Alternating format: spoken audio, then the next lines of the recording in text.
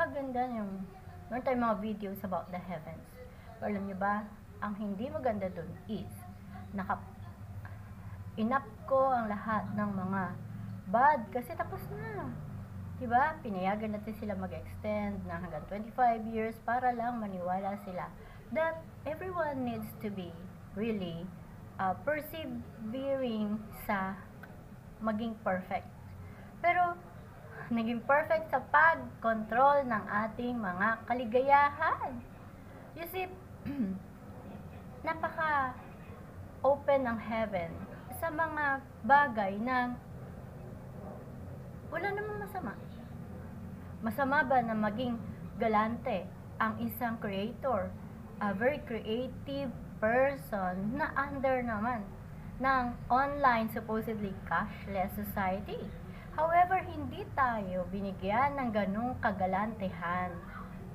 So, ito yung tayo, yung imbudo, no? Napakarami natin kayo, galante tayo.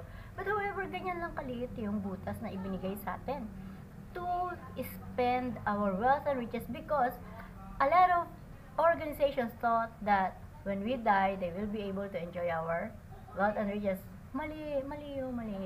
For God, ikaw nagtrabaho ka ng ganito katindi, ganyan ang iyong imbudo. Dapat itaob natin. No? Magiging pan ba yun?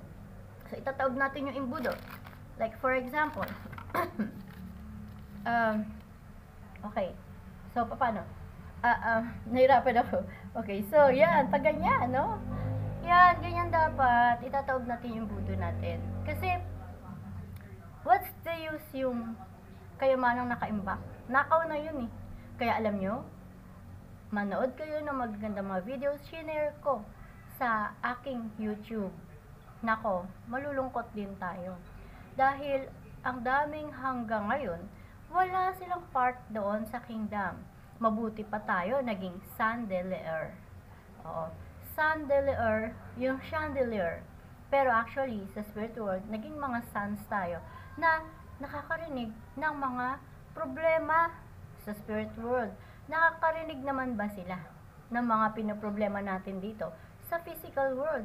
So, dapat kasi, give and take. Hindi eh. Yung budo natin, gusto natin makatulong. Gusto natin makapagpaganda ng buong planeta natin, Philippines. But then, napakadamot nila. So, hindi natin maganyan yung ating imbudo. More nilang, kinlose. You see, kinlose nila lalo yung budo natin. Imbes na